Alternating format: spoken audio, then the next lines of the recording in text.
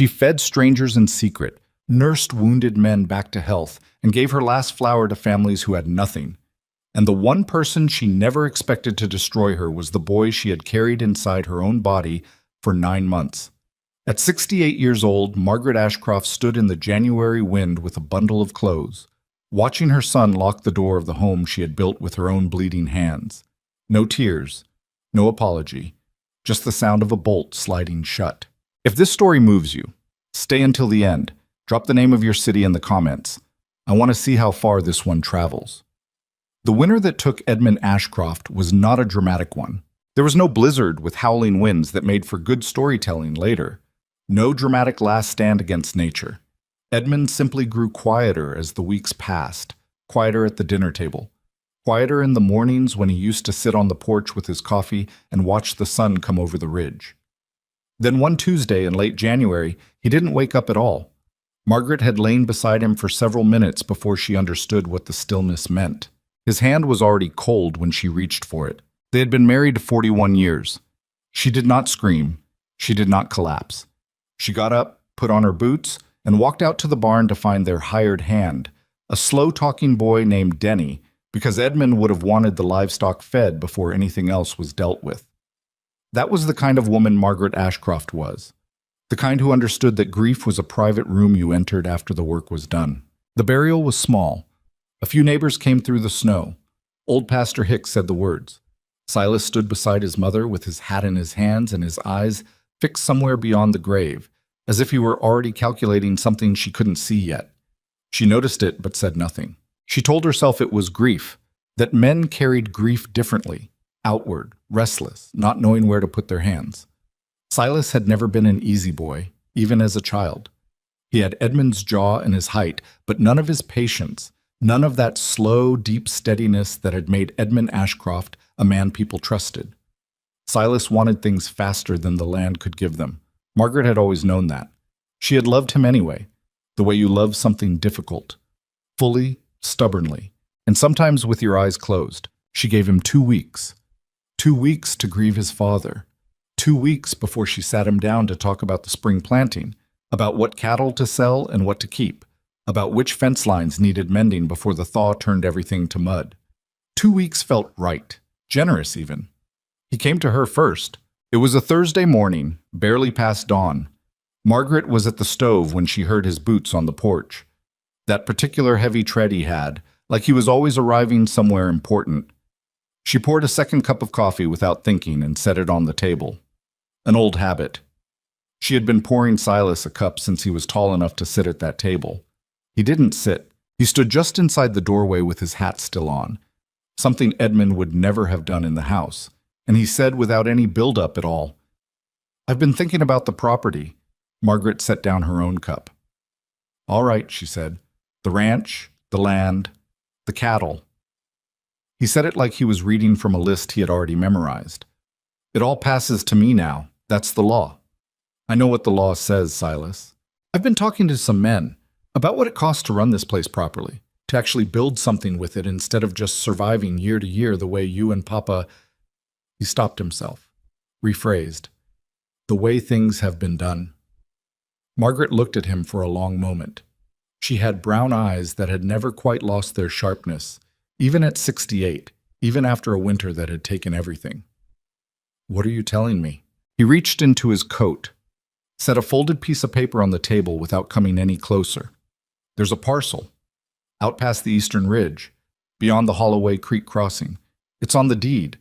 A portion of land that was never developed. Rocky ground, mostly. Not good for cattle. Not good for much." She didn't touch the paper. "I'm telling you," he said, "that I think it makes more sense for you to have that portion. A smaller piece. Something you can manage on your own. And the rest? Stays with the main estate, which I'll be running." The stove popped and hissed behind her. Outside, a crow landed on the fence post by the window and sat there like it was listening. "You're asking me to leave my home," Margaret said. "I'm offering you land of your own." "Land you don't want." He had the decency, at least, to look slightly uncomfortable. His jaw tightened. "I'm trying to be fair about this. Fair." She said the word the way you might pick up something wet from the ground. carefully, at a distance. Your father built this house with his own hands, Silas. The two of us built it. I planted every one of those trees in the south field. I've buried 2 children in the ground between here and the creek, children who never made it past their first winter. Her voice stayed level. That was what frightened him, she could tell. Not anger, but her absolute steadiness. This land is not just property to me. It's not practical, he said. You can't run a ranch alone. You're 68 years old. Your father was 66 and he was still stronger than you. Something flickered behind his eyes. Something sharp and defensive that told her she'd struck something true and that he would not forgive her for it. I've made my decision, he said. He straightened. The discomfort left his face and something harder replaced it. Something she didn't quite recognize as her son. Or maybe she did recognize it, and that was worse. You have until Sunday to collect what you need. I'll have Denny help you move your things. She stood very still. The parcel beyond the ridge has an old cabin on it, he said. Not much, but it's shelter. You won't be without a roof. Silas. Her voice came out different now, quieter. Not begging. Margaret Ashcroft did not beg. But something raw moved beneath the surface of that single word. I am your mother. He picked up his hat from where he'd never taken it off and turned toward the door. I know that, he said. But you're not a practical woman, Mama. You never have been. Papa let you make choices that cost this family for years. Feeding strangers, giving away grain and milk to every hard luck case that came through. We could have been further along than we are now. He opened the door. Cold air pushed into the kitchen. This is a fresh start. For both of us. He left. The crow outside the window lifted from the fence post and disappeared. Margaret stood in the kitchen where she had made perhaps 10,000 meals, where Edmund had carved the initials of their children into the underside of the table. A private thing. A foolish, tender thing. The kind of thing Silas never knew about because he had never looked that closely at anything. She stood there until the cold from the open door reached her feet, and then she quietly walked over and closed it herself. Sunday came the way bad days always do. Ordinary and indifferent, the sky a flat gray that gave nothing away. Denny helped her pack without looking at her face. He was a decent boy, Denny. He loaded her trunk into the wagon and didn't say a word the whole time, which was the kindest thing he could have offered. Silas had 2 men from town standing near the barn, watching, Margaret thought, though she couldn't figure out what exactly they thought she might do. Steal her own furniture? Pull up her own rose bushes, maybe. She took her clothes. She took the small wooden box where she kept Edmund's letters from before they were married. She took her sewing kit, her winter blankets, the iron skillet she'd used for 30 years, and the bag of cornmeal and dried beans that sat in the pantry. She took Edmund's old silver pocket watch from the top drawer of the dresser, the one he'd carried every day since before Silas was born, and slipped it into her coat pocket without examining it. Just the weight of it against her hip. That was enough. She did not take the rocking chair from the porch, even though it was hers, even though Edmund had made it for her the first winter of their marriage. It was too heavy for the wagon, and she would not give Silas the satisfaction of watching her struggle with it. She walked out without looking back at the house. It was not because she was strong. It was because if she looked back, she might not be able to keep walking, and she had made herself a quiet promise in the kitchen that she would not give her son the image of his mother breaking down in the yard. She had given him enough. The cabin beyond the eastern ridge was exactly what Silas had described. Not much. The walls stood, more or less. The roof had a section on the south side where the boards had rotted through and collapsed into a mess of timber and old snow. The door hung off one hinge. The floor inside was dirt, packed hard as clay, and something, a family of raccoons maybe, or something bigger, had been living under the far corner and left evidence of that arrangement scattered across the ground. It was February. The temperature at night dropped far below anything a person could survive without heat. Margaret stood in the doorway with her trunk behind her and looked at the inside of the place for a long time. The wagon was already gone. Denny had unhitched her horse, left her supplies, and turned back toward the main ranch without a word. He'd looked like a man who knew he was doing something wrong but didn't have the courage to say so. She didn't blame him. He had his own life to worry about. She led her horse, a brown mare named Ida, old and patient, and the only thing that had looked at her with any recognition this whole day, into the small lean-to beside the cabin that still had a solid roof. She piled what hay was left from the crumbling stack in the corner. She broke through the ice in the old water trough with the heel of her boot. Then she came back to the cabin. She found a dry corner near the remains of the old stone fireplace, piled her blankets there, and sat down on her trunk. The cold was already seeping through the walls in a way that meant business. She had a small amount of kindling, enough maybe to get a fire started if the flue wasn't blocked. It was blocked. Of course it was blocked. It took her the better part of an hour to clear it out, working with the length of stick she found in the debris. Her hands going numb and then past numb into something that simply hurt with every movement. But she cleared it, got a fire started, sat back and watched the smoke climb correctly up instead of billowing into the room. Small victories. She ate a little cornmeal mush that night. Not enough. She wasn't hungry, exactly. Grief has a way of sitting in the stomach and leaving no room for much else. But she ate because not eating would be a choice in the direction of giving up, and she had not made that choice yet. She lay down on her blankets on the dirt floor with Edmund's pocket watch in her hand. It was heavier than it should have been, she thought, distantly, half asleep. Or maybe it was just that her hands were worn out. She pressed her thumb against the engraved casing, felt the familiar scratched surface, the place where Edmund had dropped it once on a rock when they were young, and it had left a small dent in the silver. She did not open it, she just held it. Outside, the wind moved through the pines with a low sound like breathing, and the fire settled into steady orange heat, and Margaret Ashcroft, who had survived 4 decades of frontier winters, 2 dead children, drought and bad harvests and sickness, lay on the floor of a wrecked cabin on a stretch of land her own son had thrown at her like table scraps, and she closed her eyes. She didn't know if she would be there in the morning. What she knew was that she had been cold before. She had been alone before. She had been close to the edge of things before, and had found her way back by simply putting one foot down in front of the other. She would try. That was all she had to offer the night. Just that. She would try. The next morning she woke up. She hadn't entirely expected it, and the fact of it, that gray cold light pushing through the gaps in the boards, Ida shuffling in the lean-to outside, the fire burned down to coals that still held the faintest warmth, felt less like survival and more like stubbornness that had outlasted the night. She fed Ida. She made water from snow she melted in the skillet.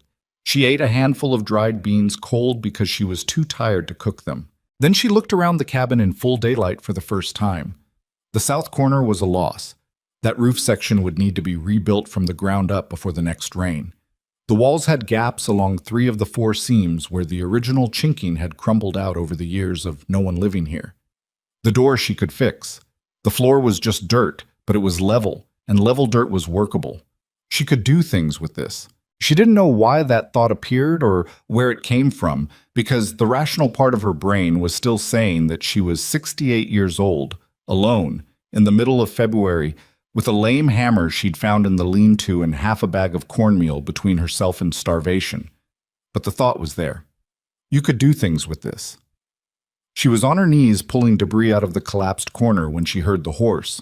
She didn't move immediately. In this country, in these times, an unannounced rider could mean anything, and a woman alone on an isolated piece of land had reasons to be careful. She stayed where she was and listened to the sound of hoofbeats slow and stop outside. A knock on the open door.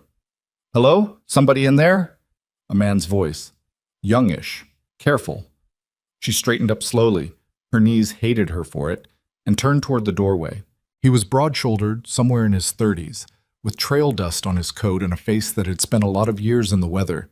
He had his hat in his hand, and he was looking at her with an expression she couldn't immediately read. Something between disbelief and something else. Something older and more complicated. "Ma'am," he said, "I'm sorry to bother you. I was riding the creek trail and I saw the smoke from the chimney. I didn't know this cabin was being used." "It wasn't," she said, "until a few days ago." He looked at her, at the fallen roof section, at the dirt floor, at the single iron skillet sitting on the stone hearth, and the trunk that was serving as both table and chair. Something changed in his face. "Margaret," he said. She blinked. How do you know my name?" He took a step inside. His eyes were doing something complicated, moving over her face, searching for something, finding it. "You won't remember me," he said. "I was just a boy, maybe 14, 15, skinny. I had a bad cut on my side from—" He stopped, cleared his throat. "From some trouble I was in.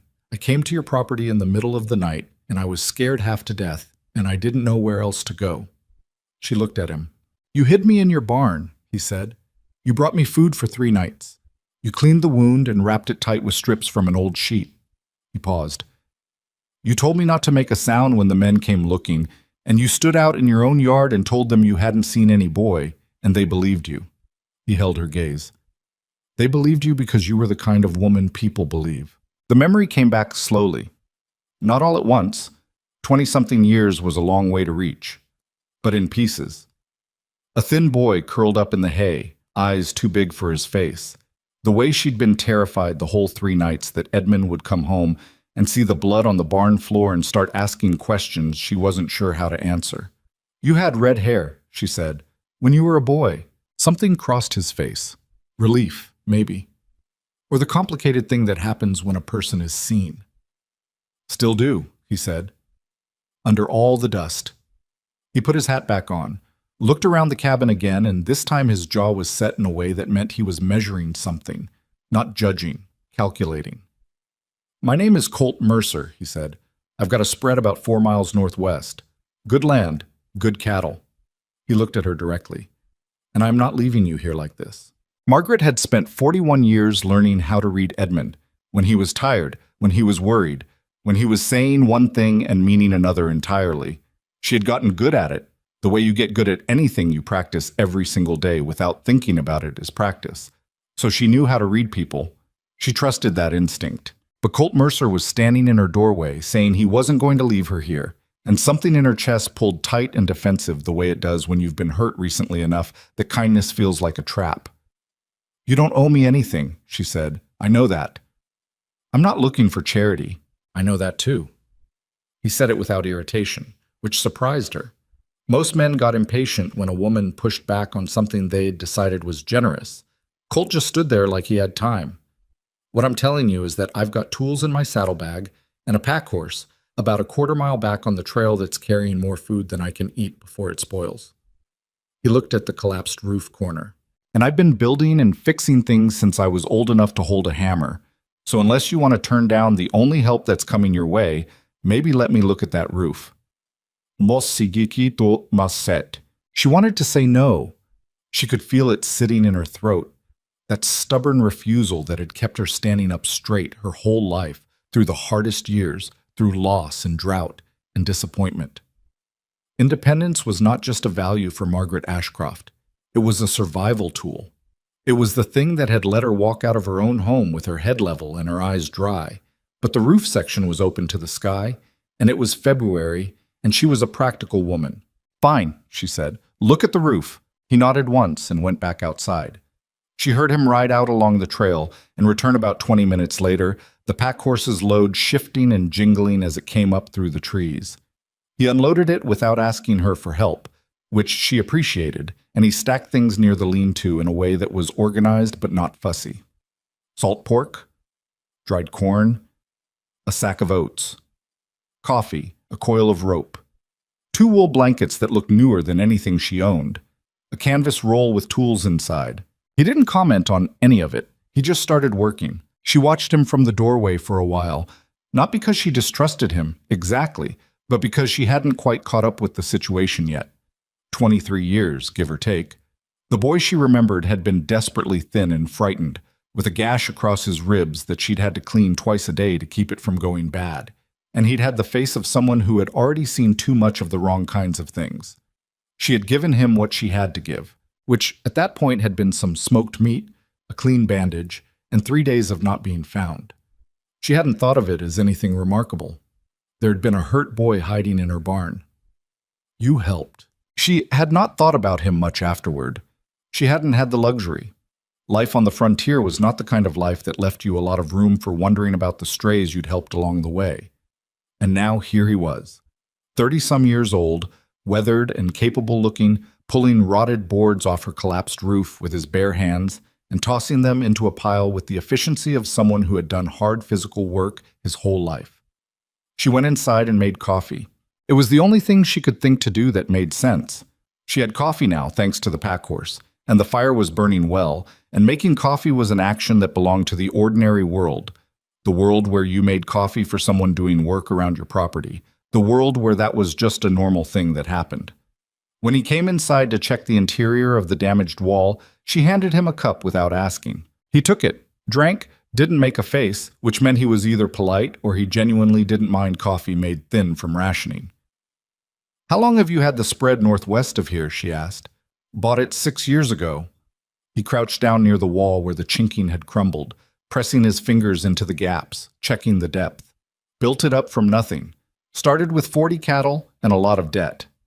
And now, 200 head, clean title. A bunkhouse with 3 hired men who show up when they're supposed to. He glanced up at her. It took a while. Good things usually do. He stood, moved to the next wall section, still reading the structure the way a person reads a face. "I heard about your husband. I'm sorry. Thank you. I heard some other things too." He said it carefully, not looking at her. "About the ranch passing to your son." She was quiet for a moment. The fire snapped. "People talk fast out here," she said. "Always have." He turned to face her then. He had dark eyes, not unkind, but direct in a way that took some getting used to. "Is that what happened? He pushed you out?" She thought about how to answer that. She could soften it. She could say it was complicated, that Silas had his reasons, that grief made people do strange things. She had told herself those things in the dark during those first nights on the dirt floor, turning them over like stones to see if there was any comfort underneath. There wasn't. "He gave me this parcel and told me to be out by Sunday," she said. "So I was out by Sunday." Colt looked at her for a long moment. Something moved across his face that he didn't let turn into words, which she respected. Sympathy was fine. Outrage on her behalf was something she didn't have the energy to manage right now. "All right," he said. "Then we'd better make this place livable." He spent 3 days. He hadn't planned on 3 days. She could tell that. He'd ridden out probably expecting to check on her, do what he could in an afternoon, and head back to his own work. But on the first day, the roof repair turned out to be bigger than it had looked from the outside, and by the time he'd gotten the structure sound and the boards replaced and the new pine pitch sealing the seams, the light was already going and it was too dark to ride 4 miles on an unfamiliar trail in winter. So he slept in the lean-to with the horses, rolled in his bedroll with the efficiency of a man who had slept in worse places and didn't consider it a hardship. Margaret offered him the cabin floor by the fire, and he waved it off without making it into a thing. "I've slept in the cold before," he said. "You haven't got enough fire in there to keep 2 people warm. You take it." She didn't argue. She needed the warmth more than her pride needed the victory. The second day he fixed the door, both hinges replaced, the frame re-squared, the gap at the bottom stuffed with a strip of leather he cut from a spare piece in his saddlebag. He re-chinked 3 of the 4 walls with a mixture of clay and dried grass he found along the creek bed. He showed her how he was mixing it while he worked, not in a condescending way, just talking through what he was doing the way people talk when they're working side by side and silence gets heavy. "You pack it in wet and it shrinks as it dries," he said, pressing a handful into a gap between 2 logs. "So you've got to overfill it a little. Comes out rough-looking, but it holds." "I've chinked walls before," she said. "I know, I'm just—" He paused. "Old habit. I talk when I work." So did Edmund. He looked over at her. She hadn't meant to say that. It had come out on its own, the way things did sometimes when your guard had been down for too many consecutive days. "What was he like?" Colt asked. He said it simply, no particular delicacy to it, which was the right way to ask. She thought about it. "Stubborn," she said. "Patient. Funny when he wanted to be, which wasn't as often as I would have liked." She picked up a handful of the clay mixture and filled a gap in the wall section beside her. "He had this quality. I don't know the right word for it. He made you feel like the problem in front of you had a solution, even when it didn't. Even when things were genuinely bad, he had this way of just looking at it, and that was enough." Colt nodded slowly. "That's a rare thing in a person." "It is." She pressed the clay flat with her thumb. "I didn't know how much I relied on it until it was gone." They worked in silence for a while after that. Not uncomfortable silence. Just the kind that settles between people who have shared something honest. On the second evening, he cooked. He had a way with the salt pork and dried corn that was basic but not bad. Better than her cornmeal mush, anyway. And they sat on opposite sides of the fire and ate from the same iron skillet, because she only had the one. "You never married?" she asked. He shook his head. "Came close once. Woman in Abilene. She decided she'd rather have a man whose work kept him in one place." He said it without visible bitterness. "She wasn't wrong about what she wanted. We just wanted different things. Do you regret it?" "Sometimes." He pushed the food around the skillet. "Less than I used to." She looked at him across the fire. The light played off the side of his face, and for a second she could almost see the boy underneath. That same watchful quality, that same stillness. He had learned, somewhere along the way, how to be quiet without seeming closed. That was its own kind of skill. "Those men who were looking for you," she said, "back when you were hiding in my barn. What happened with them?" He was quiet for a moment, long enough that she thought he might not answer. "They found me eventually," he said. "Not at your place. A few weeks later, further east." He set the skillet down. "There were 3 of them. I managed to get away from 2. The third one," he paused. "Let's say he stopped being a problem." She held his gaze. "How old were you?" 15 by then. She let that sit for a moment. 15 years old, alone in the frontier, dealing with grown men who wanted to do him harm. She thought about what it meant to survive that, what it cost you, what it left behind. And she didn't ask anything more about it. Some things were answered fully enough. "You've done all right for yourself," she said instead. Something in him seemed to release slightly. "I've tried." On the 3rd morning, she woke before him for the first time, which meant her body was starting to trust that there would be mornings. She made the fire up from the coals before the cold had fully settled in the room, which was a small victory she noted privately. She made coffee. She stood at the repaired door, which now opened and closed properly, a sensation so mundane and so unexpectedly moving that she had to stand there for a moment, just working the latch back and forth, and she looked out at the gray pre-dawn light on the snow. The land, she noticed for the first time without the weight of despair pressing down on everything she saw, had a shape to it. Rocky, yes. Silas hadn't lied about that. The soil in the section she could see from the doorway was thin and pale, not the dark loamy earth of the main ranch. The terrain rose and dipped unevenly, but there was a line of trees along the western edge that meant water somewhere nearby. A spring or a creek branch, and the valley-like depression between 2 low ridges would hold warmth in the summer months. She had grown things in worse ground. Colt came in from the lean-to with his hair still flattened from sleep, stamping the cold off his boots at the door. "Coffee's ready," she said. He took a cup and stood beside her at the doorway, looking out at the same landscape. He didn't say anything for a while. "What are you thinking about?" he asked. "Whether that depression between the ridges would drain properly in a wet spring." He looked at her. She saw the corner of his mouth move. "You're thinking about planting," he said. "I'm thinking about surviving," she said. "Same thing, out here." He drank his coffee, looked out at the land again with that measuring quality she'd been watching in him for 3 days. The way he looked at a problem and began taking it apart without saying anything out loud yet. "The ridge blocks the north wind," he said. "That's something." "I noticed that? Rocky ground's harder to work, but it drains faster. Less rot in a wet year." He tilted his head slightly. "You'd want to clear those stones out of the lower section and pile them. Use them for a foundation if you ever build anything permanent." "I already live here," she said. "This is the permanent thing." He glanced at her. Something passed between them. Not pity, not that, but a kind of acknowledgement. She wasn't being tragic about it. She was being factual. This was where she was, and she would work with what it gave her. "I know," he said. "That's why I'm telling you about the stones." She let herself almost smile. Almost. He left that afternoon. He had cattle to check on and men waiting on his direction, and she understood that. He had already given 3 days of his time and a pack horse full of supplies, and she was not the kind of person who needed someone to stay past what was sensible. But at the edge of the tree line, where the trail bent back northwest toward his spread, he stopped his horse and turned. "I'm going to come back," he said. "Week from now. Maybe sooner if the weather holds." She stood in the doorway of her repaired cabin. "You don't have to." "I know." He settled his hat against the wind. "I'm going to anyway." She watched him until the trees closed around him and the sound of hoofbeats faded down the trail. Then she turned back inside and stood in the middle of the room. Her room, her floor, her fire, and let out a long, slow breath that she felt she'd been holding for about 2 weeks. The door stayed shut against the wind. The fire held.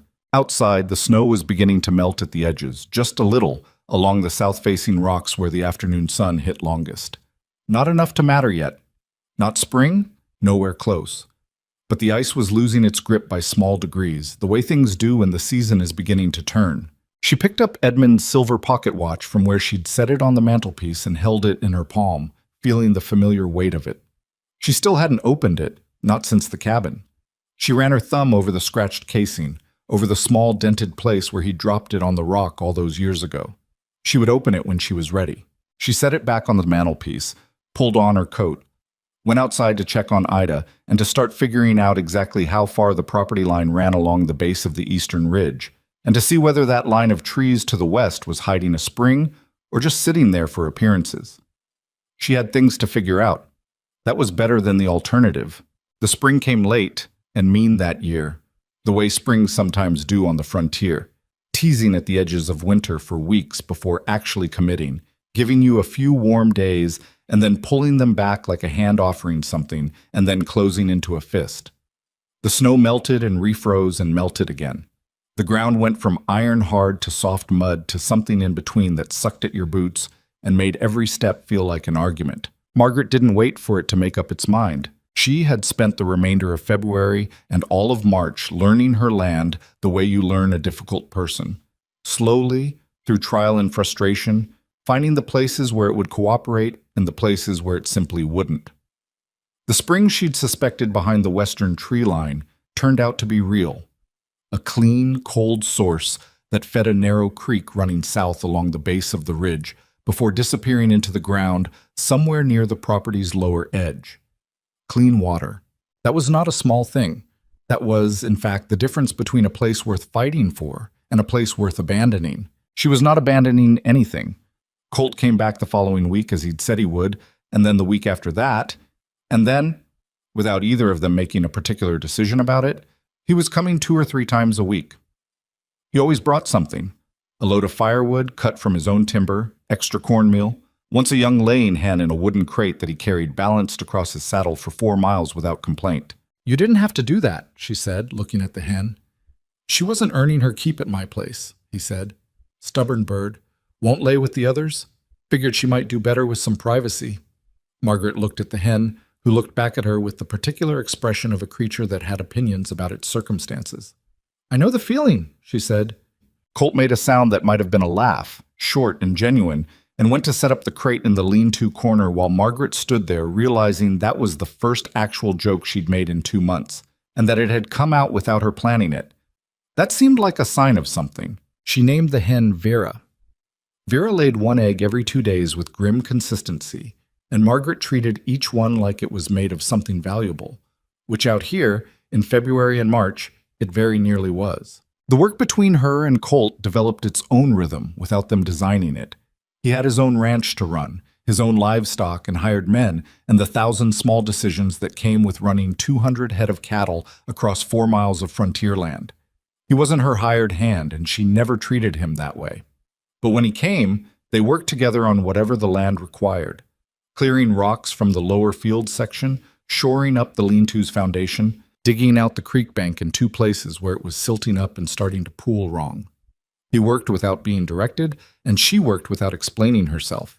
And they moved around each other in the space with the ease of people who had, in some fundamental way, already figured each other out. She noticed she was sleeping better. She didn't say that to anyone. She just noticed it. It was the first week of April when the pocket watch stopped cooperating. She had gotten into the habit of keeping it on the mantelpiece during the day and in her coat pocket when she was working outside, not for any practical reason, since she rarely needed to know the exact time, but because the weight of it felt grounding. Familiar. The closest thing she had to Edmund still present in a physical way. She was cleaning it one evening, just wiping the casing down with a cloth the way you do when you've been handling something regularly and the oils from your skin have built up on the surface, when she felt it. A slight unevenness. Not in the casing itself, but behind it, in the backplate, where the silver had always felt uniformly smooth to her thumb. She turned it toward the firelight and looked more closely. There was a seam she had never noticed, shallow, nearly invisible, running along the inner edge of the back plate in a way that didn't match the standard construction of the watch. She had handled this watch thousands of times over 40 years. She knew every scratch on its surface. She could not explain how she had never noticed this seam before, except that you don't look for hidden things in objects you trust completely. She pressed her thumbnail against the seam. The back plate gave, not by much, barely a millimeter, but enough to tell her it was meant to move. She set the watch flat on the trunk lid and worked at the edge more carefully, and after a minute the false back plate released and swung open on a tiny concealed hinge. Inside the cavity was small, room for almost nothing, but the two things it held had been protected for what looked like years. A brass key, no larger than her little finger, on a loop of thin cord, and a piece of paper folded into quarters so small it was barely the size of a thumbnail. She sat very still for a moment. Then she unfolded the paper. Edmund's handwriting. She would have known it in total darkness. He wrote in that compact, slanted way of his, letters pressed firmly into the page as if he wanted them to stay put. The paper was old, not ancient, but old enough that the fold lines had gone soft and the ink had faded from black to a dark brown at the edges. She brought it close to the firelight. It was a map. Rough, clearly drawn from memory rather than surveyed, but precise in the way that Edmund had always been precise. Every landmark named, every distance estimated, every direction marked with a small compass rose in the upper corner that he'd drawn freehand and probably agonized over. She recognized the shape of the eastern ridge immediately. She recognized the creek line, and there, at the lower section of the land he had apparently given her on purpose, not thrown away, given, deliberately and with forethought, there was a mark. A small rectangle, shaded with a crosshatch pattern, and the word vault written beneath it in Edmund's careful hand, and below that, in smaller letters. For when you need it, and you will know when. She read those 7 words 4 times. Her hands were shaking. She pressed them flat against the trunk lid and breathed until they stopped. Edmund Ashcroft had known. Somehow, in the way that a man who had spent 40 years watching the world understands certain things about how the world works. He had known that something might come apart. He had hidden something in this land. He had hidden the key inside the watch he knew she would keep, and he had given her this exact piece of ground, this apparently worthless, rocky, no good stretch of frontier that his own son had dismissed without a second look, because the thing he wanted to protect was here. She sat by the fire for a long time without moving. Then she put the key on its cord around her neck, tucked it under her collar, refolded the map, and placed it inside her dress pocket. She closed the false backplate of the watch. She set it on the mantelpiece. She did not sleep that night. She waited for Colt, not because she needed him to find it. She was capable of reading a map and following it, and the location marked was perhaps a quarter mile from the cabin, down in the lower field section they'd already half cleared of rocks. But she found, sitting with the secret through the long night, that she didn't want to find it alone. That was a new feeling for her. She had spent so much of her life being self-sufficient that wanting company for something felt almost like a weakness, and she turned it over in the dark trying to decide if it was. She concluded it wasn't. It was just true. She didn't want to be alone when she opened a door that Edmund had left for her. She wanted one other person there. It didn't seem like too much to ask from the world. Colt arrived 2 days later on a gray Thursday morning with a load of fence posts he'd cut from his timber. He'd been talking about helping her run a proper fence line along the eastern property edge, and he'd apparently just gone ahead and cut the posts without asking, which was the kind of thing that would have annoyed her if she'd had the energy for it, and which she had come to understand was simply how he operated. He showed up with things. It was his nature. She was waiting for him in the yard. He looked at her face and stopped what he was doing with the fence posts. "What happened?" he said. She had thought about how to explain it. She had run through several versions in her head during the 2 days of waiting, orderly, beginning-to-end versions that would make sense to someone hearing it fresh. But what came out was simpler than any of them. "Edmund hid something," she said, "in the watch. A map." She pulled the folded paper from her pocket. "There's something buried on this land. He put a vault here. I don't know when, I don't know how long ago, but he knew what Silas was. He planned for this." Colt took the map from her. "Read it." His expression was careful in a way that meant he was processing something unexpected and not letting the surprise run ahead of his thinking. "You know where this is?" he asked. The lower field, where we've been clearing rocks. He looked up at her. You've been walking over it for 2 months. Apparently. He folded the map and handed it back to her.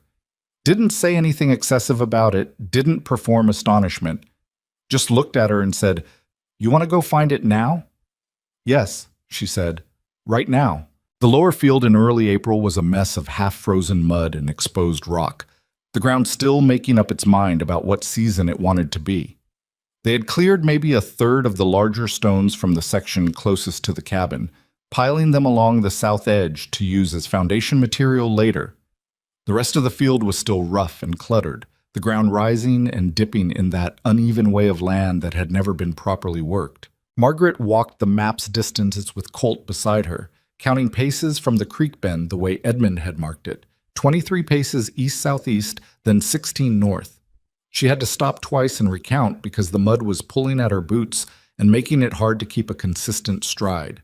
Colt held the map and called out corrections without making it feel like he was taking over, which she appreciated more than she said. They stopped. Here, she said. The ground beneath them looked exactly like the ground 20 feet in any direction. Pale, rocky, unremarkable. A cluster of larger stones sat just to the right, the kind of natural arrangement you'd walk past 100 times without thinking anything of it. Except, she crouched down and looked at the stones more carefully. They were large, 4 or 5 of them, each the size of a man's torso, arranged in a rough arc.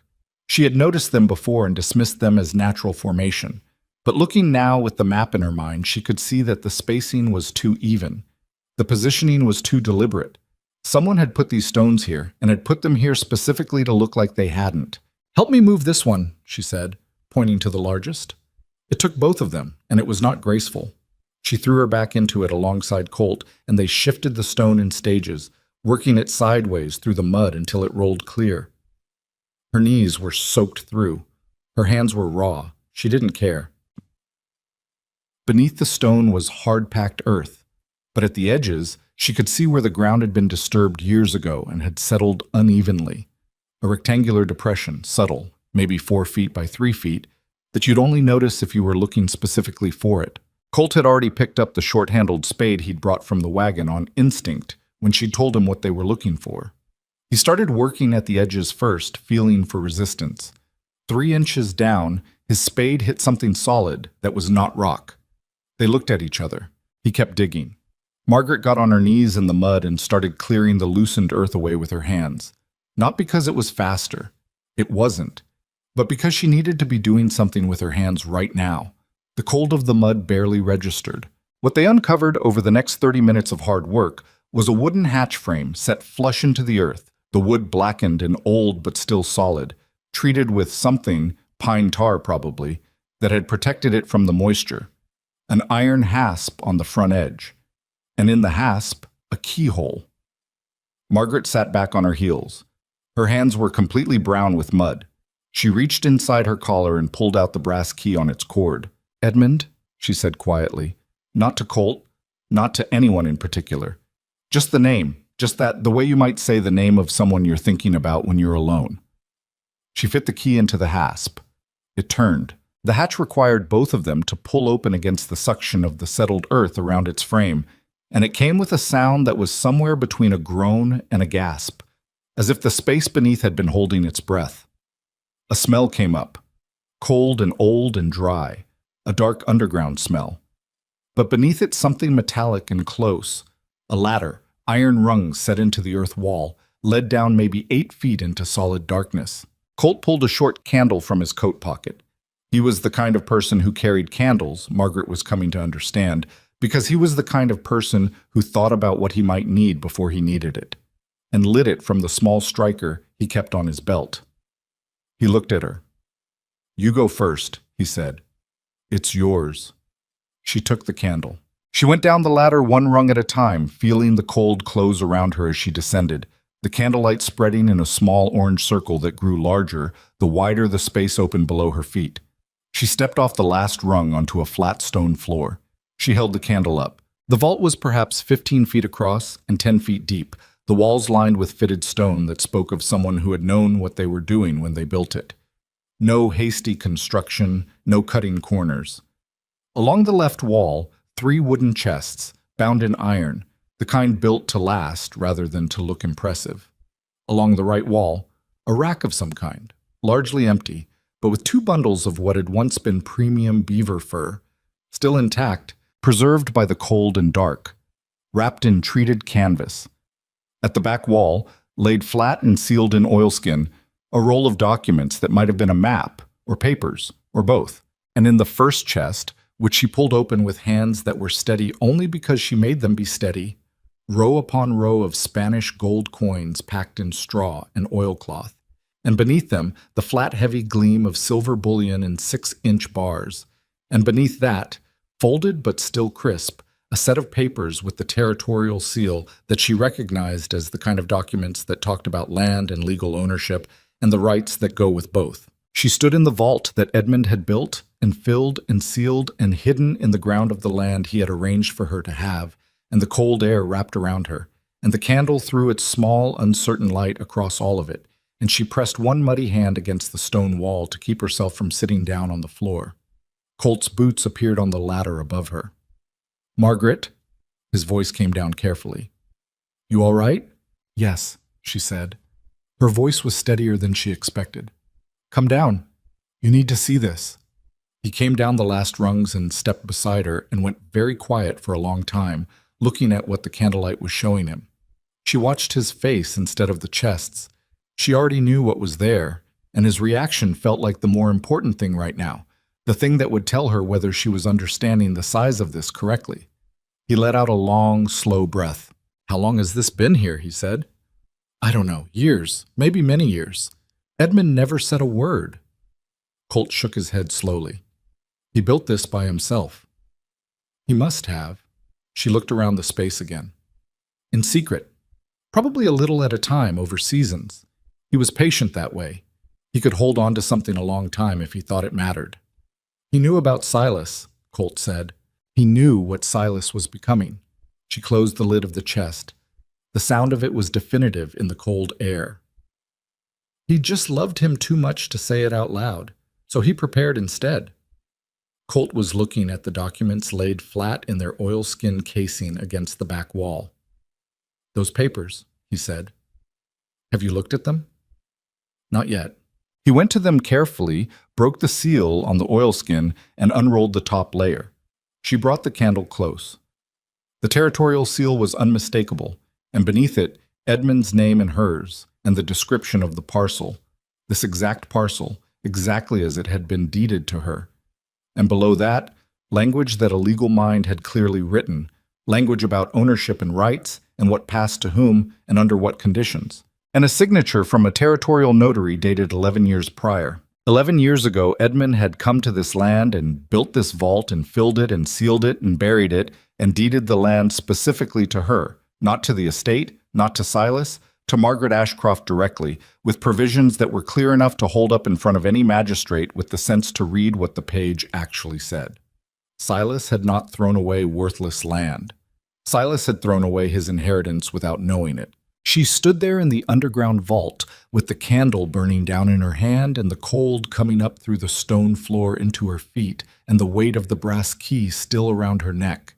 And she thought about Edmund sitting across from her at their kitchen table every morning for 41 years, steady and patient, and holding on to things in that quiet way of his. And she felt something that was not quite grief and not quite gratitude, but was made of both of those things pressed together into something harder than either one alone. "He knew I'd figure it out," she said. "He knew I'd open the watch eventually." "He knew you," Colt said simply. She blew out the candle, not because she needed to. There was enough light filtering down from the open hatch above, but because she needed to do something with her hands, and that was what was nearest. The darkness settled around them for a moment before her eyes adjusted. "We need to be careful," she said, and her voice had changed now. The feeling was still there, but something practical had come up through it, the way it always did with Margaret when the feeling had been felt, and it was time to move. "Nobody can know about this yet, not until I understand exactly what those documents say and what they protect." "Agreed," Colt said. He was looking at her in the low light with that direct, unreadable quality he had. "Nobody knows this land but you and me. We keep it that way until you're ready." She nodded. reached for the ladder. "Colt." She stopped with her hand on the iron rung, didn't look back at him, just spoke into the middle distance of the vault, into the dark. "He would have liked you," she said. "Edmund. He had a good sense about people." A beat of silence. "I'm glad," Colt said. "I'd have liked to know him." She climbed the ladder out of the ground and into the gray April light, and the world above felt different than the one she'd left when she climbed down. Same sky, same mud, same half-cleared field with its stubborn rocks. But the ground beneath her feet had stopped being a burden and started being something else entirely, something worth defending. They kept it quiet for 3 weeks. 3 weeks of working the land like nothing had changed, which was harder than it sounded because everything had changed, and they both knew it. Colt continued coming to the property with the same regularity, the same practical loads of supplies and fence posts, and the occasional problem he'd solved before she had to ask. Margaret continued clearing the lower field, continued tending to Vera and to Ida, continued mapping the spring line and deciding where a proper kitchen garden could go once the ground was ready. From the outside, if anyone had been watching, and in frontier settlements there was always someone watching, it looked like an old woman and a neighboring rancher doing the slow work of making a rough piece of land livable. That was the idea. The documents from the vault were the first thing Margaret dealt with, and she dealt with them methodically. She spread them on the trunk lid by firelight and read every line 3 times, which was tedious and slow because the legal language was dense and full of the kind of phrasing that meant something specific in a courthouse and something vague everywhere else. But she had been married to a careful man, and Edmund had been careful about this too. He had not trusted the language to a settler who wrote contracts on kitchen tables. The notary seal was from the territorial office. The signatures were witnessed and dated, and the deed language was specific in a way that mattered. The parcel was deeded to Margaret Eleanor Ashcroft as sole owner, without conditions of marriage or survivorship, in her own right and name. That last phrase, in her own right and name, Edmund had underlined, just once, lightly, in pencil. She ran her finger over it. He had known that Silas would use the law if he could. He had closed that door first. She wrote a letter to the territorial magistrate's office in the county seat, a 3-day ride east. She did not explain everything. She explained enough. That she had documents pertaining to a land deed that required official review, that she wished to schedule an appointment, that the matter was time-sensitive. She gave it to Colt to post when he rode to the settlement for supplies, and she told him to post it from the settlement office and not to mention where it had come from. "You think Silas has someone watching the mail?" Colt asked. "I think Silas has someone watching most things," she said. "He always wanted information before other people had it, even as a boy. He thought it gave him an advantage." "Does it?" "Sometimes." She folded the envelope and handed it to him. "Not this time." The reply came back in 10 days. The magistrate would arrive in the settlement on the 15th of May to hear several land disputes already on his calendar. He would see Mrs. Ashcroft on the morning of the 16th. Margaret read the letter twice, folded it, and put it with the documents in the oilskin casing she kept hidden under the floorboards of the cabin, in the corner where the stone of the old fireplace foundation met the wall. She told no one else. Not yet. The problem with secrets on the frontier is that the frontier is not a large place in the ways that matter. People move through it. Trappers, traders, hired hands looking for seasonal work, travelers passing through settlements. Information travels faster than horses because information doesn't need to rest. And somewhere in those 3 weeks, something leaked. She never found out exactly where or how. Maybe Denny had said something to someone. Maybe one of Colt's hired men had ridden past the property at the wrong moment and seen things that added up to a question. Maybe Silas himself had simply been watching more carefully than she'd accounted for. The first sign was a rider who came through the Eastern Trail on a Tuesday afternoon in early May, moving slowly, not stopping, but looking. Not the casual look of a traveler checking his bearings, a measuring look, the kind of look that was gathering information for someone else. Margaret watched him from inside the cabin through the gap in the door and said nothing. When he was gone, she walked out to the lean-to, saddled Ida, and rode the 4 miles northwest to Colt's spread. She had never come to him before. It had always been him coming to her. He looked up from the corral where he was working a young horse on a lead line and took one look at her face and dropped the lead to his hired man without a word of explanation. Come inside, he said. She told him about the rider. He sat at his kitchen table and listened without interrupting, which was one of the things she had come to value about him. Men who interrupted while you were still talking were men who had already decided what they thought before you finished saying it. Colt waited until she was done. It's not necessarily Silas, he said. It's Silas, she said. He held her gaze for a moment. Didn't argue. How long until the magistrate? 11 days. He nodded slowly, working something through in his head. 11 days is workable. What do you need? She had thought about this on the 4-mile ride over, which was why she'd come instead of sending a message. I need people, she said. Not to fight. I'm not starting a fight, and I'm not giving Silas an excuse to claim we threatened him. But if he rides in with armed men and it's just the two of us on that property, the documents don't matter much. A woman and a rancher against 8 men with rifles is not a legal dispute. It's something else. So we need witnesses, Colt said. People who'll stand there and make it a public thing. People who know what Silas did, she said. People who have reasons of their own to stand in that yard. He was quiet for a moment. Then he pushed back from the table and stood up, and she recognized the particular quality of that movement. It was the stance of a man who had made a decision and was already thinking about what came next. I know who to talk to, he said. Colt Mercer had been in this territory for 6 years, and in 6 years he had done what men of genuine character tend to do without planning it. He had accumulated goodwill. Not by performing generosity, but by being a fair dealer, by paying his debts on time, by never misrepresenting his cattle at market, and by being the kind of neighbor who showed up when someone else's barn burned down and didn't wait to be asked. He knew people. They were not all his friends exactly, but they respected him, which in this country was sometimes worth more than friendship. He spent 4 days riding. Margaret stayed on the property and worked and did not let herself think too much about what Silas might be planning because thinking too much about it would not speed up the calendar. She tended to Vera and Ida. She planted the kitchen garden in the patch of ground along the south-facing wall where the thin soil was deepest. Beans, squash, and a row of root vegetables that would take all summer but would be there in the fall if the fall came the way she intended it to. She went down into the vault twice, not to take anything, but to check that it was still secure, still undisturbed, and to sit with the knowledge of it for a few minutes each time. It helped somehow being close to what Edmund had left for her. It made the 11 days feel more manageable. On the 6th of May, 9 days before the magistrate was due, Silas came. She heard the horses before she saw them. More than 2, the sound of a group moving with the particular coordination of men who had been told to move together. She was in the garden when the sound reached her. She straightened up, set her trowel down in the dirt, did not run inside, did not call out. She stood in her garden and waited. There were 7 of them. Silas at the front on the bay horse he'd always favored. Edmund's horse, she noticed, which hit her somewhere under the ribs, but she held her expression flat.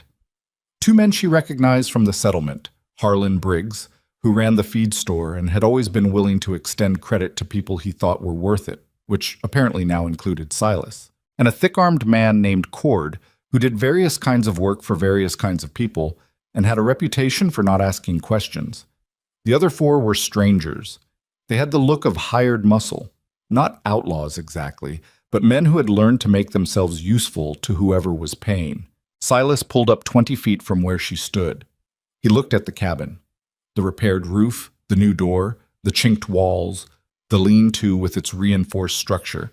And something moved across his face that might have been surprise. He had expected to find her diminished. He had expected what he'd left her with to have done its work. "Mama," he said, flat. Not a greeting, just a word. "Silas." She matched his tone exactly.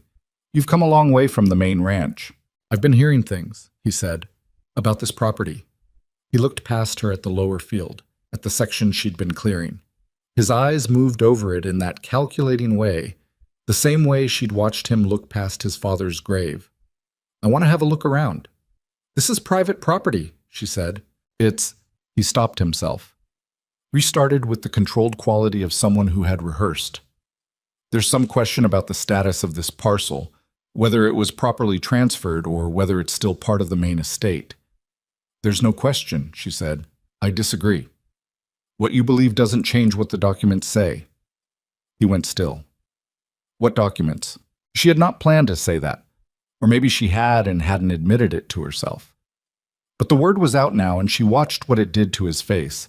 A rapid tightening, something calculating firing behind his eyes. There are documents from your father's estate that I haven't been able to account for, he said, and his voice had changed, the controlled surface sliding a little. Records. Land records. I've been through his papers, and there are things missing. Edmund kept his own counsel, she said. That was his right. Not if it affects the estate's legal standing. He nudged his horse a half step forward. I need to come onto this property, Mama. I need to look at what you've got here. You are not welcome on this property. She said it without raising her voice, clear, level, and final. The thick-armed man named Cord shifted in his saddle. One of the strangers moved his horse sideways slightly, the kind of movement that was positioning rather than restlessness. Silas looked at her for a long moment. You can't stop me, he said. There are 7 of us. I can count, she said. She did not move. She stood in her garden with her hands at her sides, 68 years old, 5 feet and 3 inches of her, with dirt on her knees and Edmund's key around her neck, and she looked at her son and did not flinch. It was Silas who moved first. He stepped his horse forward, and then a voice came from the tree line to the west. I'd stop there. Colt rode out of the tree line at a walk. Not rushing, not dramatic, just coming out of the trees the way you come through a door. Behind him, one by one, other riders emerged. Margaret counted without letting herself look too openly. 8, 9, 10. Men she half recognized and men she didn't, on horses of various quality, armed the way frontiermen are generally armed, which is to say sufficiently. At the edge of the group she recognized Harlan Briggs's brother Tom, who had apparently decided his loyalties did not follow his brother's. She saw 2 men she recognized as the Calloway brothers from the northern tracts, who had come through drought together with her and Edmund 8 years ago and eaten at her table more than once. She saw a trapper named Augustin, who she hadn't spoken to in 3 years, but who apparently had a memory for things. And she saw others, women even, which surprised her. 2 women from the settlement on horseback with their husbands, women she had sat with at sickbeds and helped through difficult labors and traded dried goods with in the thin years. They were not armed. They were simply there, which was its own kind of statement. Silas's 7 men looked at the assembled group, and the arithmetic settled over the yard like weather. This is not your fight, Mercer, Silas said. His voice was still controlled, but the edges of it had gone tight. She helped me once when she didn't have to, Colt said. He had stopped his horse and was sitting easy in the saddle, hands visible, not reaching for anything. I'm returning the consideration. Same goes for everyone behind me. You're interfering in a family matter. No! It was Tom Briggs who said it, from the edge of the group, in the flat voice of a man who had thought about what he wanted to say. You're trying to take from an old woman what's legally hers. That's not a family matter. That's just theft. Silas turned his head toward Cord. Something passed between them, a question and an answer, wordless. Cord looked at the assembled riders and then looked back at Silas and gave the faint, almost imperceptible shake of a man who is being paid well, but not that well. The magistrate comes to the settlement in 9 days, Margaret said. She had not moved from where she stood. There will be a formal hearing. The documents will be presented. The deed will be reviewed. That is how this will be settled. In front of the law, in front of witnesses, in front of the settlement. She looked at Silas directly. That is the only way this will be settled. Silence. The horses shifted. Somewhere in the trees a woodpecker was working at something, utterly indifferent to what was happening in the yard below. You don't know what those papers say, Silas said, and underneath the control his voice had gone thin in a way she recognized from when he was a boy, that specific thinness that meant he was scared. You don't understand the legal language. I read them 3 times, she said. Your father wrote clearly when it mattered. Something broke on his face then, not dramatically. No collapse, no visible crumbling. Just a slight rearrangement of his features. A subtle shift that told her the calculation behind his eyes had just come out wrong, and he knew it. He turned his horse. Did not say goodbye. Did not say anything. The men behind him fell in without needing instruction, and Silas Ashcroft rode back down the eastern trail with his hired men around him, and the yard watched them go. And nobody said a word until the sound of hoofbeats had thinned to nothing in the distance. Colt rode up beside her, looked down at her from the saddle. "You all right?" he asked. "Yes," she said. She meant it. Behind them, the gathered riders were beginning to talk among themselves. The particular release of tension that comes when something difficult has passed without becoming worse. Tom Briggs had climbed down from his horse and was already explaining something to the Calloway brothers. The two women from the settlement had ridden up to the edge of the garden and were looking at it with the assessing eyes of people who grew things for a living. One of them, a broad-faced woman named Ruth Ann Collier, who had 3 children and a husband who did his best, and a garden that was the envy of the northern settlement, leaned forward in her saddle and looked at the bean rows Margaret had put in. "You'll want to mound those higher," she said. "The drainage on this slope will pull water away from the roots on a heavy rain." Margaret looked at the rows, looked back at Ruth Ann. "I know," she said. "I was going to get to it." Ruth Ann nodded, satisfied. "We came out here because Mercer asked us to," she said. "But some of us also remember when you helped us, Margaret Ashcroft, and we don't forget it either." She glanced toward where Silas had disappeared down the trail. "A man who'd do that to his own mother." She made a short, dismissive sound that expressed her opinion more completely than a paragraph could have. "His father would be ashamed."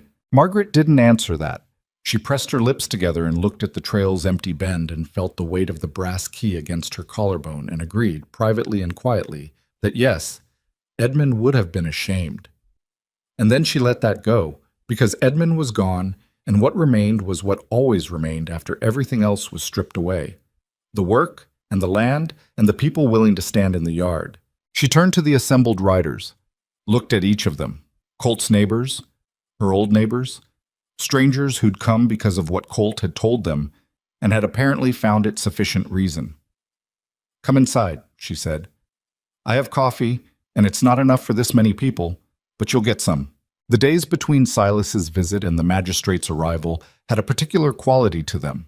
Not quite calm, not quite tense, but something in between, like the air before a storm that hasn't decided yet whether to break. She slept with Edmund's documents under the floorboards and the key around her neck, and she woke each morning and did what needed doing, because that was what there was to do. Colt stayed on the property those last days. He slept in the lean-to and didn't make anything out of it, just appeared with his bedroll and said there were some fence posts that needed setting and it made more sense to be on site. She didn't argue. She was glad of his presence in the way she had stopped being embarrassed about being glad for.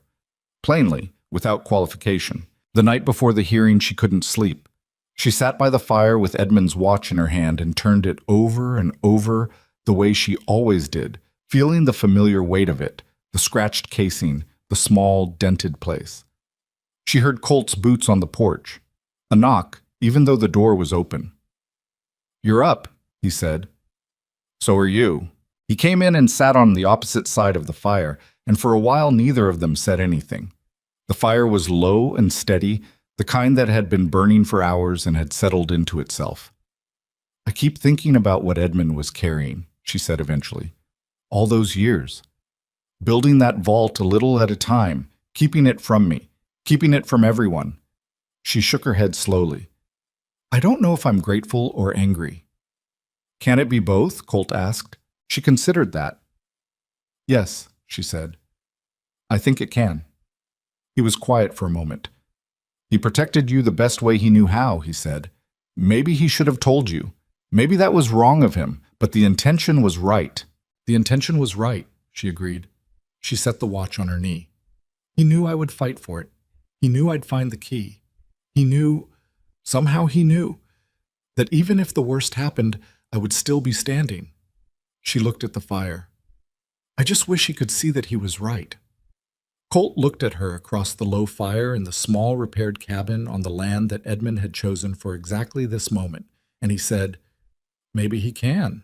She gave him a look that was somewhere between fond and skeptical, because she was not a superstitious woman, and Colt knew that, and he lifted one hand in acknowledgement.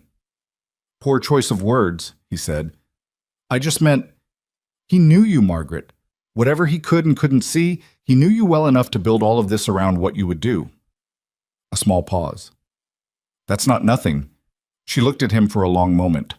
The fire between them shifted and settled. "No," she said. "It's not nothing. She put the watch back in her pocket, stood up.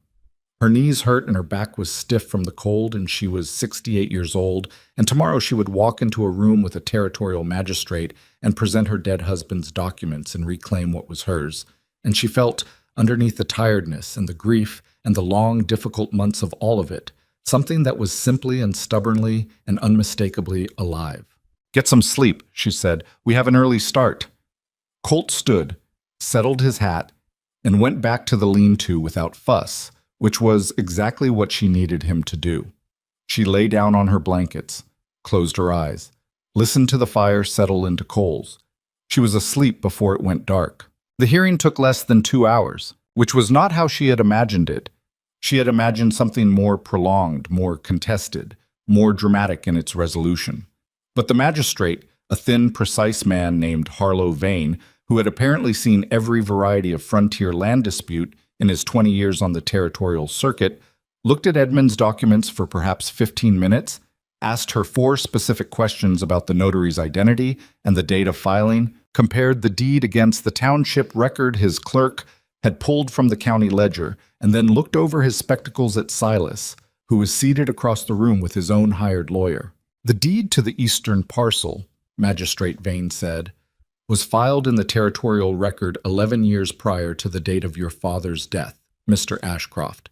It was filed under your mother's name as sole owner, without encumbrance, witnessed and notarized by a certified territorial officer whose seal I am looking at right now." He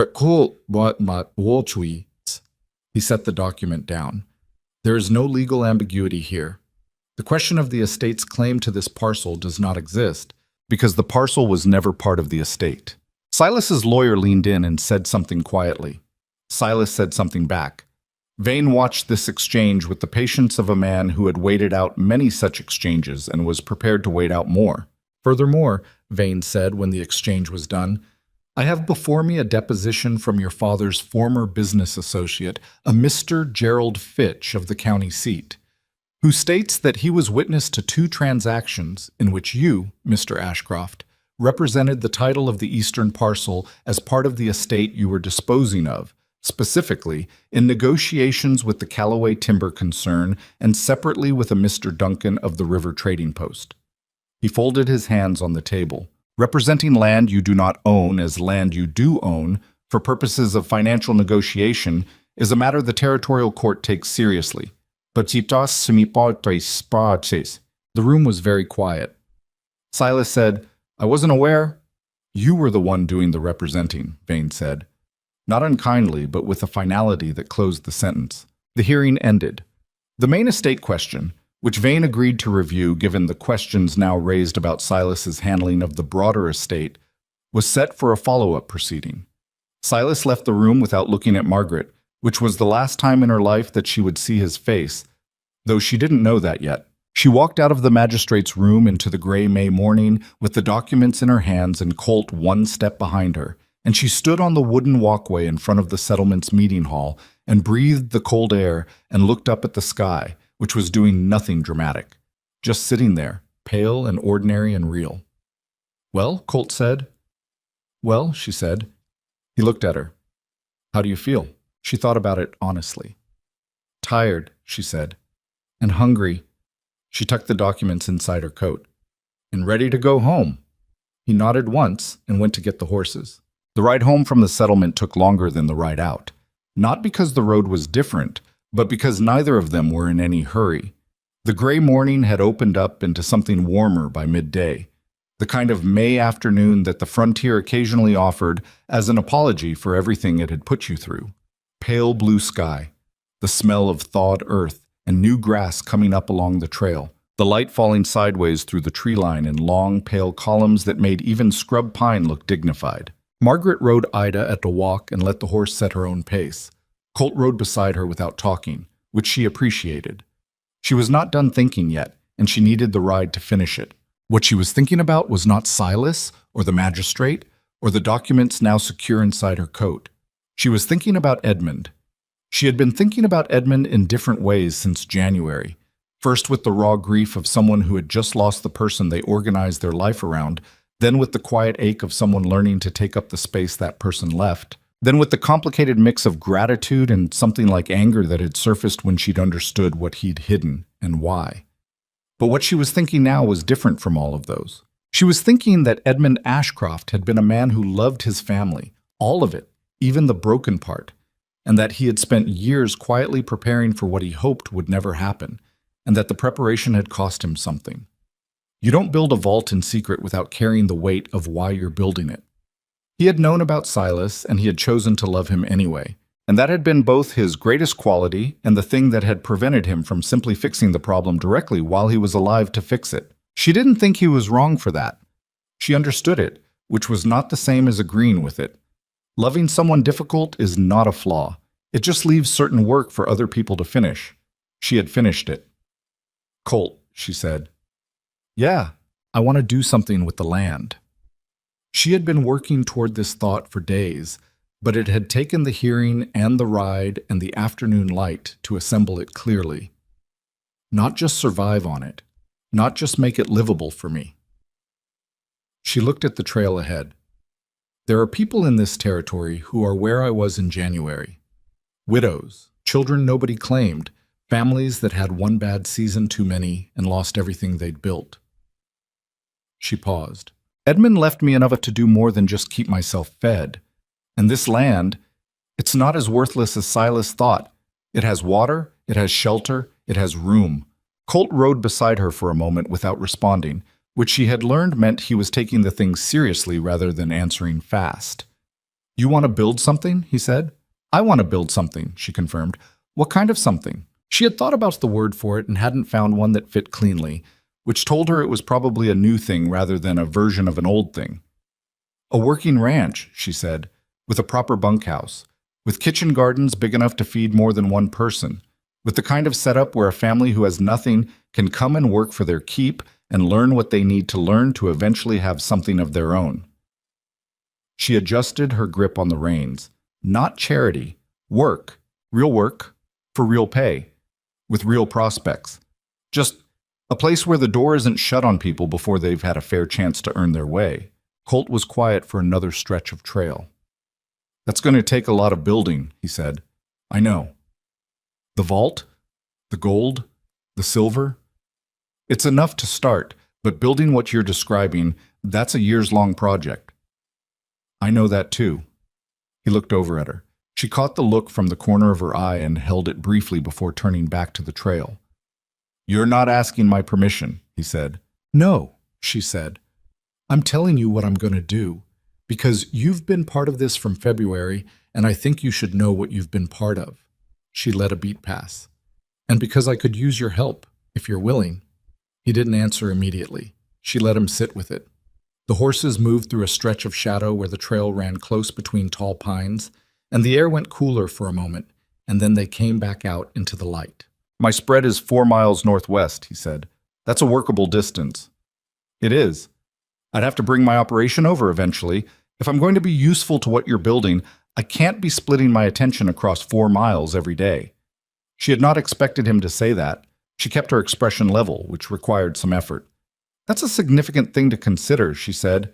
"I've been considering it since March," he said simply. "I just didn't have the right shape of what I was considering it toward." He looked ahead at the trail. "Now I do." She did not say anything for a long time.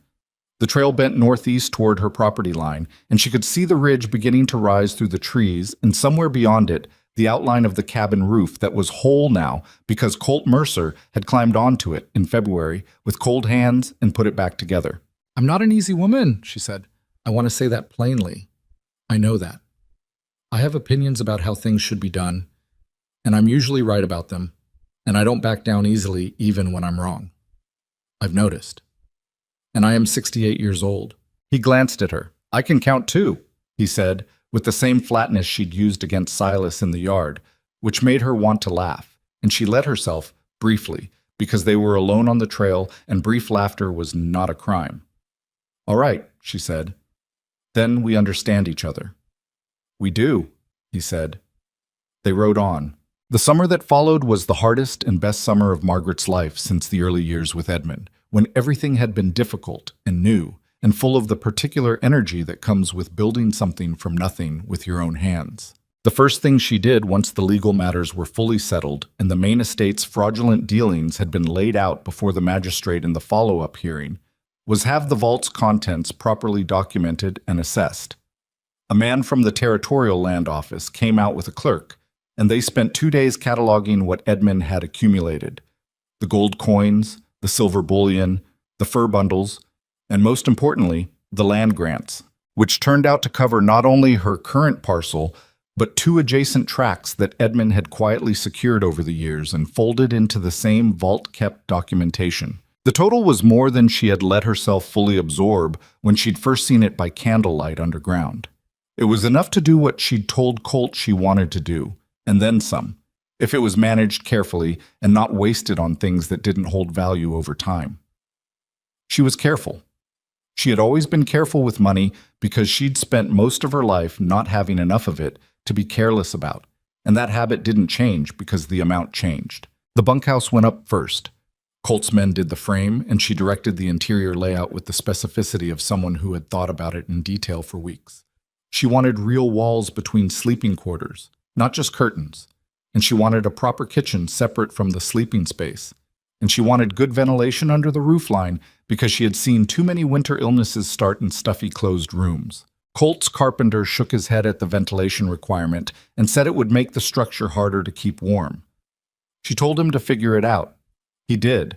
The kitchen garden expanded to 3 times its original size, running along the full south-facing slope where the afternoon sun held longest.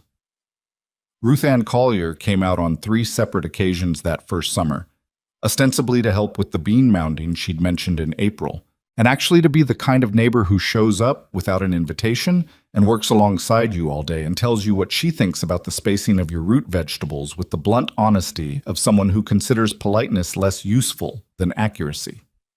Margaret did not mind. She adjusted the spacing.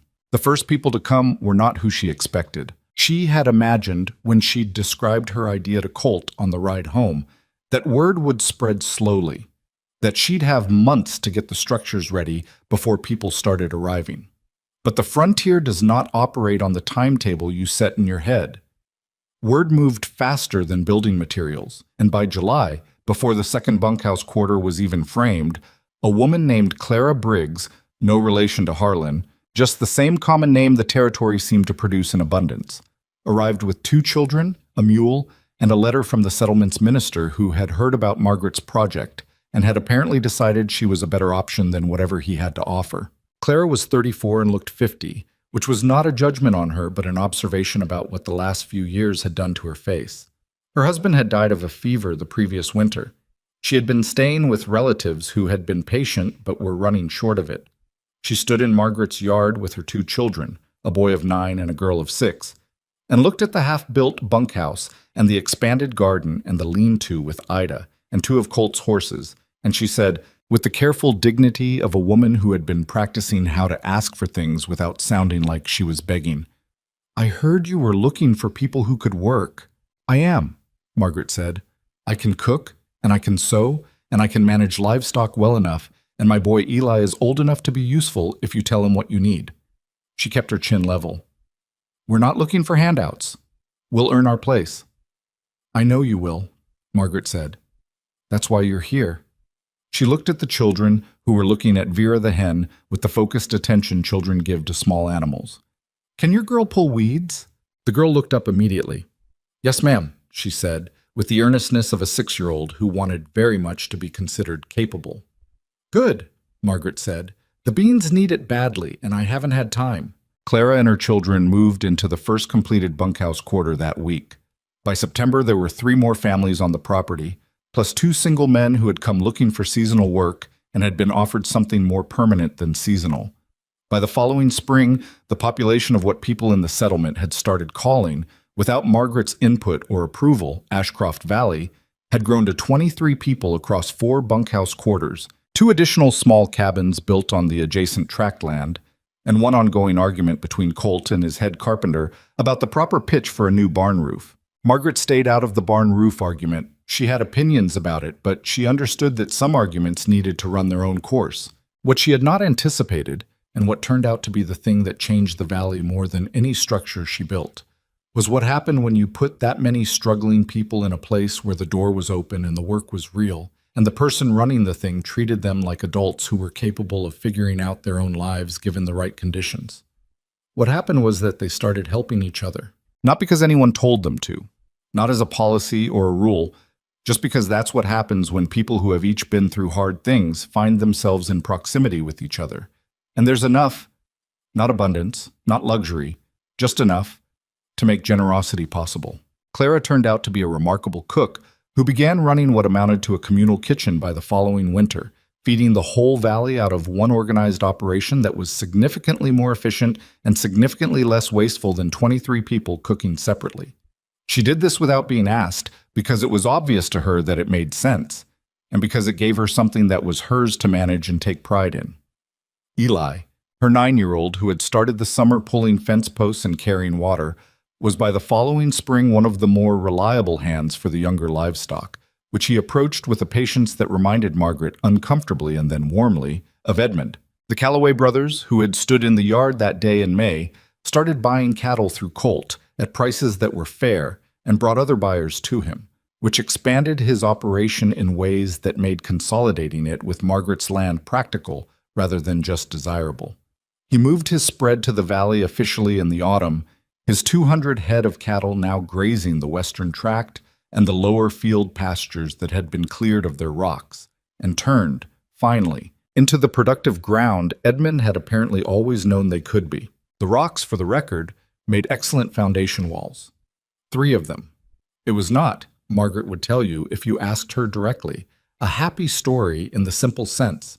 It was not a story where everything resolved cleanly, and the people who had done wrong suffered appropriately, and the people who had suffered received exact justice. The frontier did not deal in those proportions. Silas lost the main estate in the follow-up legal proceedings. The fraud he'd conducted in representing the eastern parcel was part of a broader pattern the magistrate's investigation uncovered, and it cost him more than just the extra land he'd tried to claim. He did not go to prison because the territorial legal system in the late 1700s was imprecise about what exactly warranted imprisonment and what warranted disgrace, and Silas received the latter in full measure. He left the territory within a year. Where he went, Margaret didn't know. She didn't ask anyone to find out. She thought about him sometimes. That was the part that doesn't simplify into a clean lesson. She thought about him and felt the grief of it, the specific grief of a parent whose child became someone they didn't recognize and couldn't reach. She did not hate him. She tried to, once or twice in the early months, when the anger was high and the wound was fresh, because hating him seemed like it might be cleaner than what she actually felt. But she couldn't maintain it. He was still the boy she'd carried for 9 months, the boy who'd had Edmund's jaw and her stubbornness and some quality all his own that had bent the wrong direction under the pressure of wanting things faster than the world would give them. She had loved him. She still did, in the complicated way you love something you've lost. Not with hope, because hope requires something to hope toward, but with a permanent tenderness for who he had been before he became who he was. She mentioned this to Colt once, late at night, the second winter, when the snow was deep outside and the fire was good, and they had been sitting in the expanded cabin that now had proper furniture and 2 proper chairs and a table that didn't serve double duty as anything else. "Do you think you could have done anything different?" he asked. "With him?" She thought about it seriously, which was the only way she knew how to think about things that mattered. "Probably," she said. "I don't know what. I've turned it over enough times that I can't see the shape of it clearly anymore." She set down her coffee. "Edmund probably could have answered that better than me. He understood Silas in ways I couldn't reach." "He understood you in ways you couldn't see too," Colt said. She looked at him. "What does that mean?" "It means he built a vault and put the key in the one object he knew you'd keep forever," he said. "And he put it on land he made sure would be yours. And he wrote you a note that said you'd know when." He looked at the fire. "He didn't put all of that together for a woman he thought was going to give up." She was quiet for a long time. "No," she said eventually. "He didn't." Outside, the snow came down through the pines in the steady, patient way of things that have all winter to arrive where they're going. Inside, the fire held. The valley grew for years after that. Not fast. Nothing real grows fast. But steadily, the way things grow when the conditions are right, and the people tending them are paying attention. By the time Margaret was in her mid-70s, there were nearly 60 people living and working on the land that Silas Ashcroft had thrown away like table scraps, and the settlement 4 miles west had begun to measure its own growth in relationship to the valleys, merchants who set up because there were customers there, a school that started because there were enough children to justify one, a road that was properly maintained because enough people used it regularly enough that it made sense. Colt's hair went fully gray by his mid-40s, which he noticed in the way men noticed these things, without particular distress, just a kind of mild inventory. He ran the cattle operation with the same quiet competence he'd brought to everything since February of the year he'd ridden up a forgotten trail and found an old woman clearing debris out of a broken-down cabin. He and Margaret argued with some regularity about the management of various things, and they were both usually partly right and partly wrong, which was the honest version of how most worthwhile partnerships work. She was 71 when she finally moved the rocking chair from the main ranch. Not herself. She sent Eli, Clara's boy, who was 19 by then and strong and had the particular quality of a young man who had been given real responsibility early and had grown into it. She told him to go to the main ranch property, which had changed hands twice since Silas left, and tell the current owners that there was a rocking chair on the south porch that had been made by Edmund Ashcroft for his wife in the first winter of their marriage, and that she would like to have it back. Eli came back with the chair. She put it on the porch of the expanded cabin, facing south toward the garden and the lower field and the line of trees along the western edge where the spring ran clean and cold. She sat in it on the first warm afternoon of that spring and felt the old familiar creak of it under her weight. Edmund had built it slightly imperfect, the left rocker a fraction shorter than the right, so it always leaned a little that direction, and she put her hands on the arms where his hands had been when he'd built it, and she sat there for a long time watching the valley that had come from the ground he'd prepared for her. She was not at peace, exactly. She was not at war with anything either. She was somewhere in between, which she had come to understand was where most honest lives end up, not resolved into perfect clarity, but settled into something you can sit with. The grief was still there, for Edmund, for the children she'd buried, for the son she'd lost to his own worst qualities. The satisfaction was there too. The work, the land, the people in it, the fact of having kept going when stopping would have been so much easier. And there was this. The knowledge, which she held quietly and didn't talk about often, that kindness is not a weakness. She had heard that it was, her whole life, had heard it implied in 100 small ways, had watched Silas believe it completely, had watched the world occasionally confirm it by taking advantage of people who gave too freely. But she had also fed a frightened boy in her barn 20 years before she needed him, without any thought of needing him, and the same action that seemed like foolish softness to a man like Silas had turned out to be the thing that kept her alive when the worst came. You don't know, when you help someone, what shape that help will eventually take when it comes back to you. You can't calculate it. The only way to live as if it matters is to give without calculating, which requires a particular stubbornness, the kind that keeps going past the point where a reasonable person would stop. Margaret Ashcroft had that stubbornness in full measure. It was the most valuable thing she'd ever owned, and it had never been in the vault. Colt came out to the porch as the afternoon light was thinning, 2 cups of coffee in his hands. He handed her one without asking if she wanted it, because after 3 years he knew she always wanted it, and sat on the top porch step with his own cup and looked out at the same view. For a while, neither of them said anything. Eli was visible down in the lower field, working the fence line with the younger Calloway son. Somewhere near the garden, Clara's daughter, 15 now, and managing the herb section with the organizational intensity of someone who had found her particular gift, was talking to Ruth Ann Collier about something involving soil drainage, a conversation that would probably last until dark. Edmund would have liked this, Colt said. He would have had opinions about the barn roof pitch, Margaret said. He would have been right about them. Probably. She rocked forward and back just slightly, compensating automatically for the left lean the way she always had.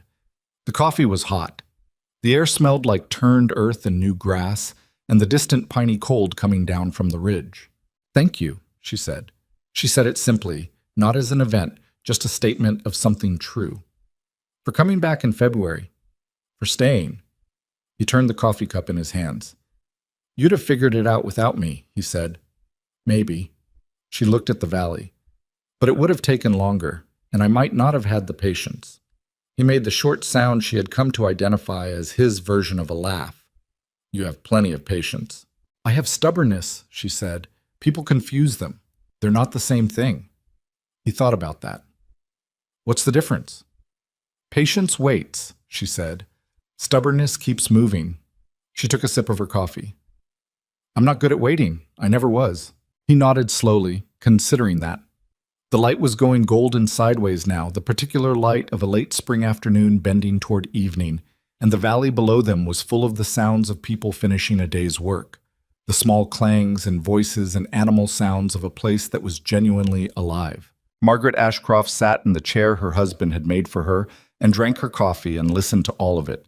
And it was not perfect, and it was not easy, and it was not what she had planned for the last years of her life. It was better than what she had planned. It was real, and that she had learned, through hard winters and broken roofs and vaults full of what the dead leave behind and yards full of people who showed up because once, without calculation, you had shown up for them. That was enough. More than enough. It was everything.